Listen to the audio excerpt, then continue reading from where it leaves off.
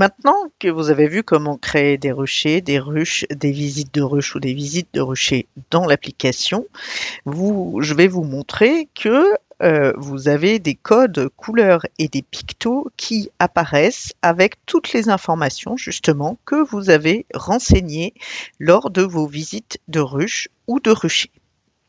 Donc par exemple, vous voyez que le rucher Belmont, le dessin du rucher, donc qui se trouve à gauche du nom, est un dessin vert. Donc ça, c'est le code couleur de la santé. Vert, c'est fort. Très fort, c'est bleu. Orange, la santé est moyenne. Et rouge, c'est que la santé du rucher est faible.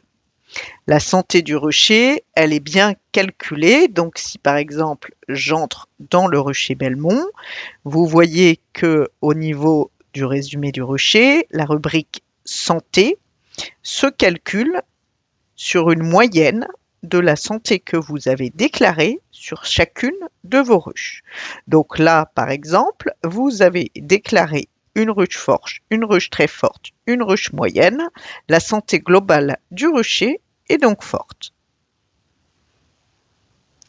Ensuite, vous avez donc bien à droite du nom du rucher, entre parenthèses, le nombre de ruches du rucher, donc 3 pour Belmont, 25 pour Lausanne, et la ligne juste en dessous, c'est là que vous pouvez avoir des alertes qui apparaissent en fonction de ce que vous avez renseigné.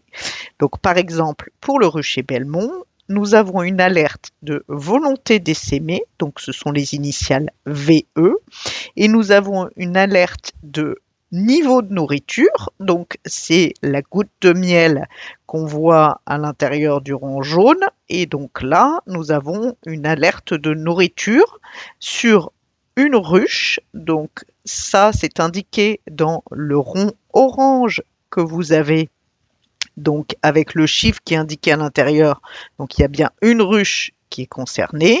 Et pour la volonté d'essaimer, comme vous le voyez, c'est une ruche également qui est concernée par cette volonté d'essaimer. Si on clique donc sur le rucher Belmont et qu'on va justement à la liste de ruches, vous voyez bien dans la liste de ruches qu'effectivement vous avez la ruche 2 qui est une ruche avec une volonté d'essaimer, donc l'alerte vient de cette ruche. Et puis si vous regardez la ruche 1, vous voyez que au niveau de la ruche 1, vous avez donc la goutte de miel avec un moins à côté, donc c'est bien un niveau de nourriture faible qui a été constaté. D'où les deux alertes que vous avez donc pour volonté d'essaimer et niveau de nourriture. Ensuite, le rucher de Lausanne. Donc ça, le rucher de Lausanne, là, nous sommes dans un rucher qui est en gestion au rucher. Et donc, les informations que l'on voit viennent des informations que l'on a déclarées lors de la visite de rucher.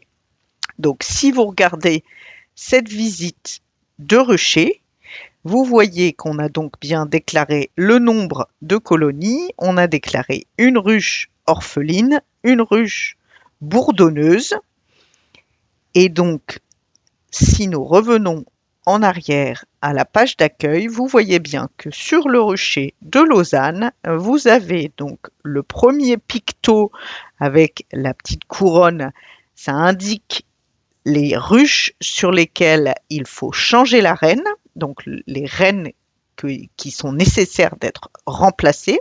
Donc là, vous le voyez que dans le rond, vous avez bien le chiffre 2, c'est-à-dire qu'il y a 2 ruches sur lesquelles il faut remplacer la reine. Et ensuite, le picto suivant, donc avec la reine barrée, c'est donc bien le picto d'une ruche orpheline. Et à côté, donc, le petit dessin de ruche avec un B majuscule, là, nous avons une alerte de ruche bourdonneuse. Ensuite, comme vous le voyez, parfois, le nombre de ruches concernées se retrouve dans un rond orange et parfois, il se retrouve dans un rond rouge. Comme vous vous en doutez, c'est en fait le degré d'urgence. Donc, orange, il faut s'en occuper. Rouge, c'est très urgent de s'en occuper. Maintenant, je vais vous montrer comment les alertes se créent. Donc, par exemple, nous allons dans le rucher Belmont. Je vais à la liste de ruches. Je vais créer une visite sur la ruche 3, par exemple.